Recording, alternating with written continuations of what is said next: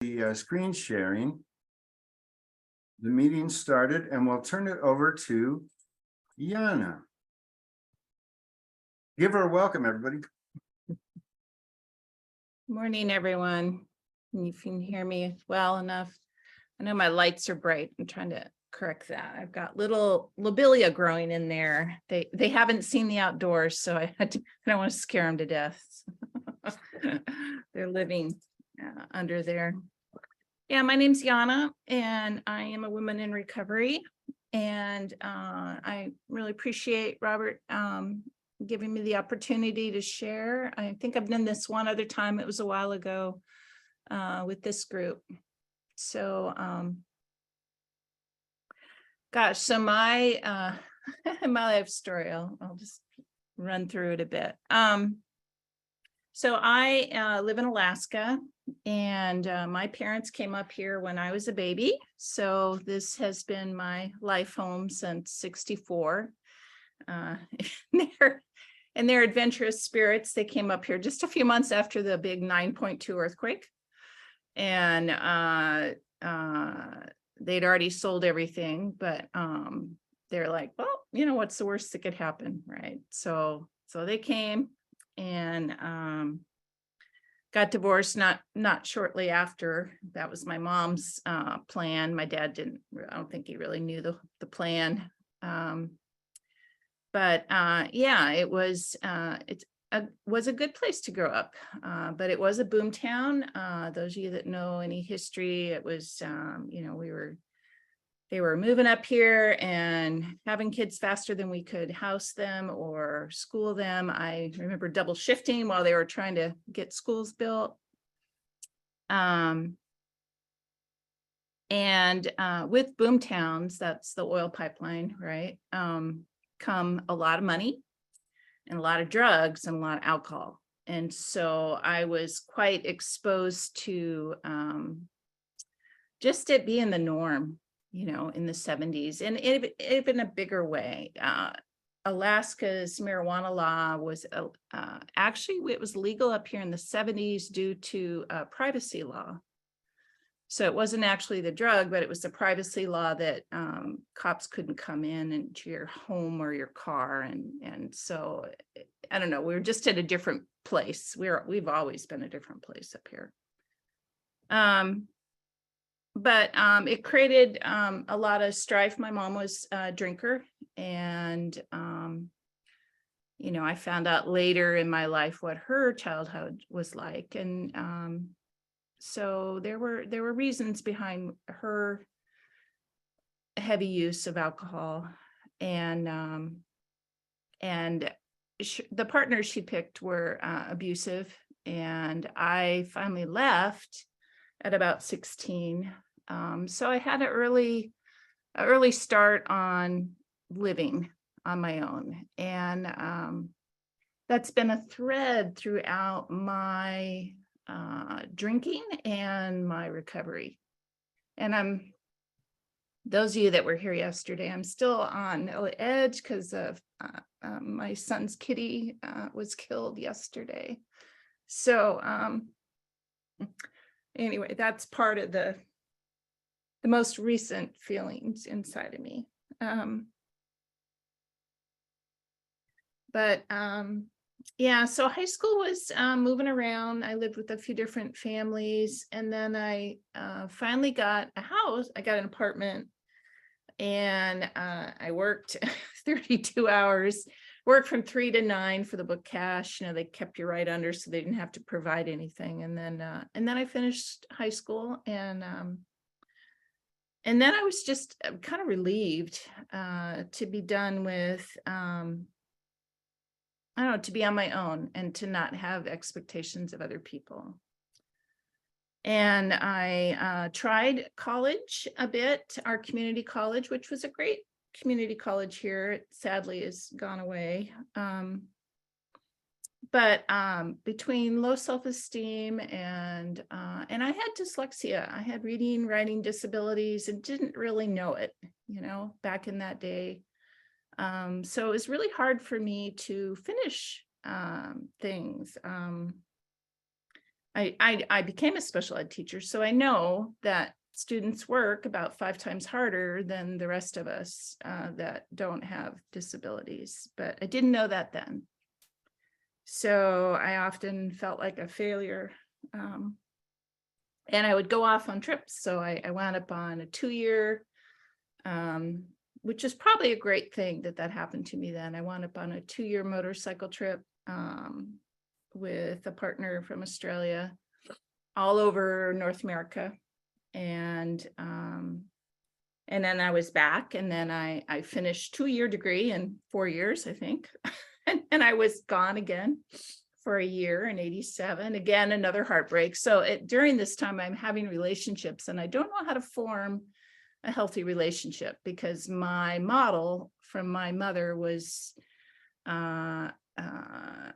very codependent, get abandoned, drink a lot of alcohol, very codependent, get abandoned, drink more alcohol, and depression and all those things wrapped in.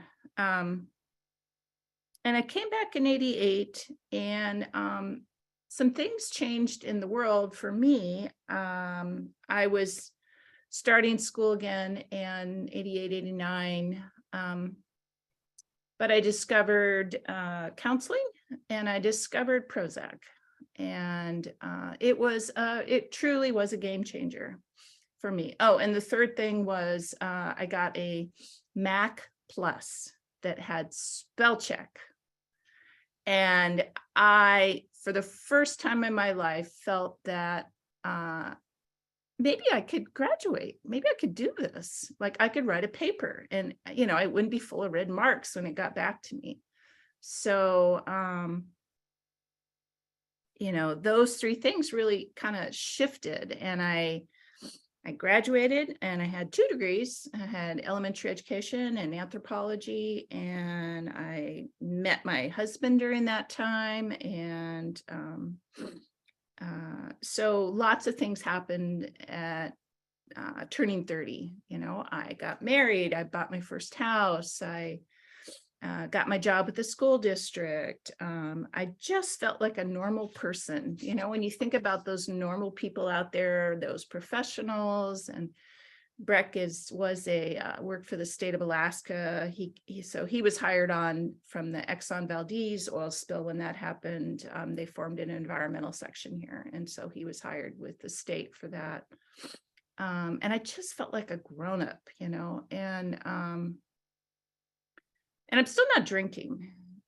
There was a part of me way back when I left my mom's house that it was like, this would not work well for me. And she was also a pill popper, so I stayed away from both. Even going on the Prozac was a hard decision, and until it was just this night and day, in my psyche and what I was able to do and accomplish. And fast forward to 97, I finally get pregnant, and I have my first son, and my only son, turns out. But things turned again there. I went off Prozac, and while I was pregnant, which was great until he was born, and it was a very difficult birth, and I didn't go back on. And thankfully, research around postpartum has changed, and they now allow women to be on antidepressants while you're nursing. But at that time, they didn't. And I crashed, and I had a breakdown, and I was in and out of psychiatric care at the hospital for a few weeks when Keegan was just like 15 months old. And a lot of things just started crashing, and I felt like I just never could get it. It was a long haul. I've had a lot of orthopedic recoveries. I have to say that breakdown was very much like that. It was hard work every day to wake up in a panic attack, and to get up and to focus on my son. And the marriage is not doing well. which was part of it, with Keegan being in the picture and not having the supports that I needed from my husband. And I do think he did the best he could at the time. He just didn't know either. I mean, what do we know? And so Keegan is growing up, and I am doing this life with him, and my mother dies around 2003, 2004 from lung cancer. She was a longtime smoker. We had resolved a lot of our issues between us over that time, but when she died, it's like a whole nother vat opened up. And that was, for me, my trigger of drinking more.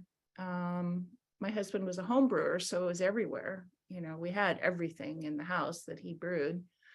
And it also became a way to manage anxiety. Because a glass of wine did a pretty good job with that. I wasn't working, so I didn't need to drive as much. So a lot of things started to devolve into that. The marriage never really came back to where it needed to be. My husband wouldn't go to counseling.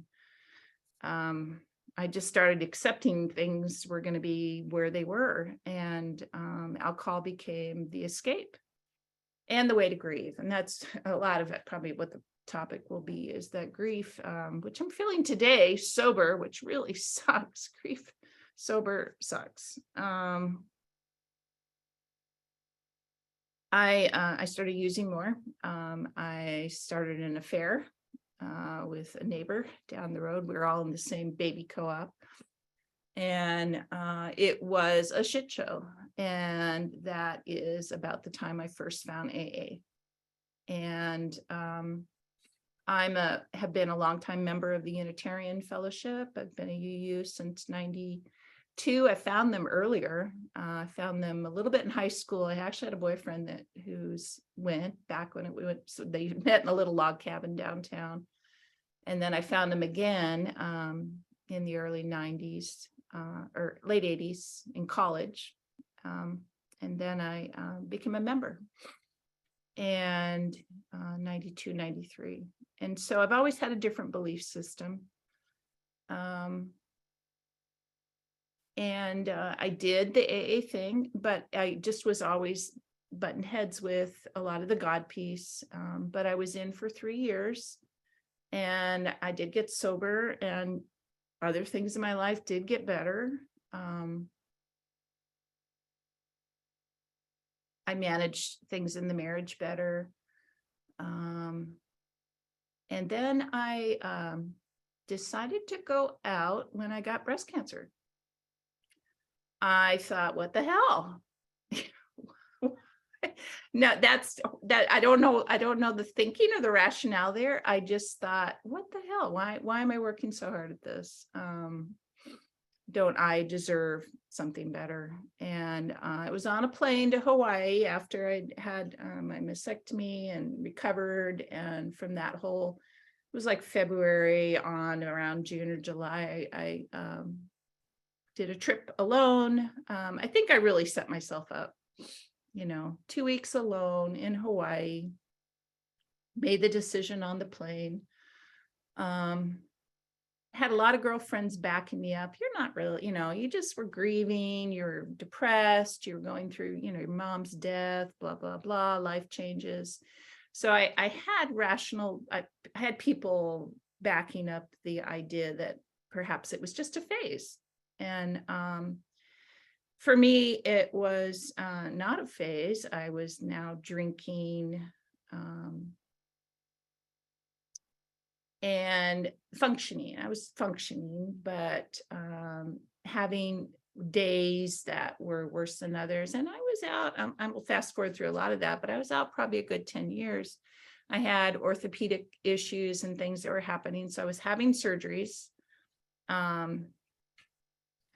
I had a pretty severe neck surgery in 2015.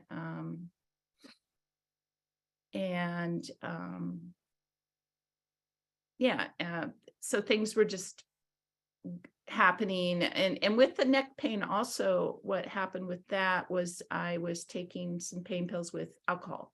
And so now I'm combining something that is getting really out of control. Um, and my husband is drifting further away. Um, and he does finally leave in 2015. And I'm just stuck there in this place. I'm working, I'm back to school, I'm working, I'm getting to work, but I am now finding myself having drinks in the morning. Something, you have all those, what, I'll never do that. Like, if this happens, I'll go look for help. If this happens, I'll go look for help. I was drinking all day on the weekends. So I get up in the morning, if you take a hot bath, you should be a half glass of wine. I got in a relationship with somebody who drank more than I do. Couple people that I was drawn to, and one that I, fell in love with and was dating for off and on for 3 or 4 years. Serious, more serious than me, if there's degrees. I mean, he'd been jailed. He was put in the program Alaska has to, you can choose jail or go in this program. And he'd been through it twice. But he paid a lot of attention to me. And I thought that was something, like my husband didn't. And here's somebody actually paid attention to me. And I just didn't have, now I know more about codependency and a lot of those things about Al-Anon and relationships and stuff. But I think I just wasn't clear on what was happening with that, with the manipulation and whatnot. And I was drinking, so how could I have a rational mind around all that? And so I found my way back here through, what was the turning point coming back? Well, my son hated me because Breck left. It was safe to hate me. That was part of it. So our rocky relationship, the fear, I'm driving drunk now. I'm just doing things that I never said I'd do. I'm showing up. I've had drinks before work. I'm not drinking at work. That probably would have happened if I kept going. I'm drinking, seeing double. I'm planning out. I've got 3 different liquor stores I go buy from. And so that they don't see me every day, or don't see me twice in one day. There's just a lot of things that are happening, and I've just withdrawn from a lot of the world, and I'm in this bad relationship with an alcoholic who's it was becoming seclusionary.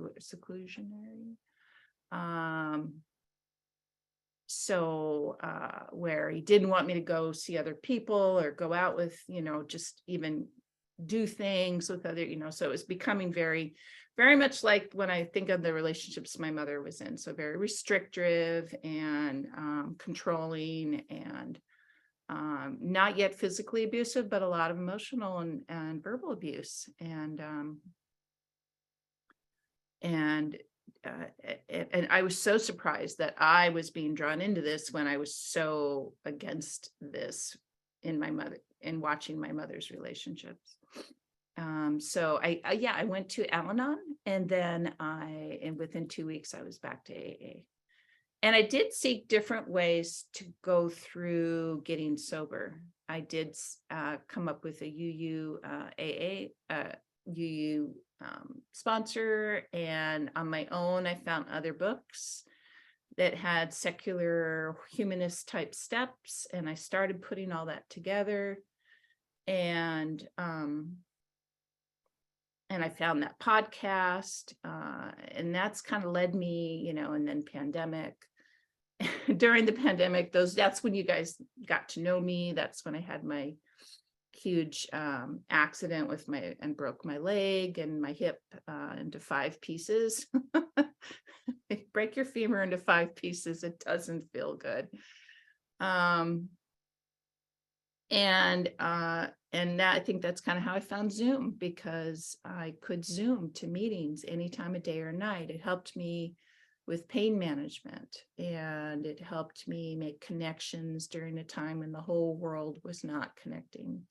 I was teaching online for, I was on for Zoom for a whole year of school, and just everything had become down. So this became a lifeline for me, and it still is on a daily basis. Now I'm retired, which is a huge, wonderful thing. I'm very grateful for that. My life is, last year was a bear. This group really helped me. I was shit. I was a really good teacher for many years. I was in it for a quarter century. But I was the quintessential last year, shit teacher. I did my job. I did what I needed to do, but I didn't do anything extra. And I let the principal know that, and he knew it. My brain left after my accident. I just didn't have it in me to keep up the rigor. So I am very grateful that I am able to retire and have a simpler life and have some of the pressures taken off. But now it's a different adjustment. It's trying to adjust to, what am I doing now? It's like, what happens now in life? And those of you that are retired, and there are a lot of us that are retired here, know that that's a thing. And I'm figuring out as I go. So I've talked plenty, and it's time to let some people. And if I was going to think of a topic, I guess, sober grieving, how do you grieve through sobriety? So our cat, this was the last family pet when we were married, and Keegan lived at home. And so it had a lot of layers of significance. Isis did. That was her name. She was beautiful little blue, Russian blue, and like yours, Peter. And she had a horrible death. She always wanted to get out. She was at Breck's house in Seattle, and she escaped, and the caretaker didn't tell them, and they didn't know she was out. And a dog got her, and the owner's dog was scared and didn't respond. I'm not sure I understand. I'm not sure why my phone did that, but so I think she had a pretty horrible death, and my son is grieving, and this is one of the bigger things that I've maybe grieved over. I don't know. I haven't really thought about it. The last 24 hours have been pretty tough, and I did a lot of exercise. I kick sledded yesterday for over 3 hours. I just kept going. And I slept, and I watched movies, and talked to friends. So those are the things that I did to be sober and to go through normal grief. And hoping that today is just a little bit better. That's it. Thanks, Robert. Thanks.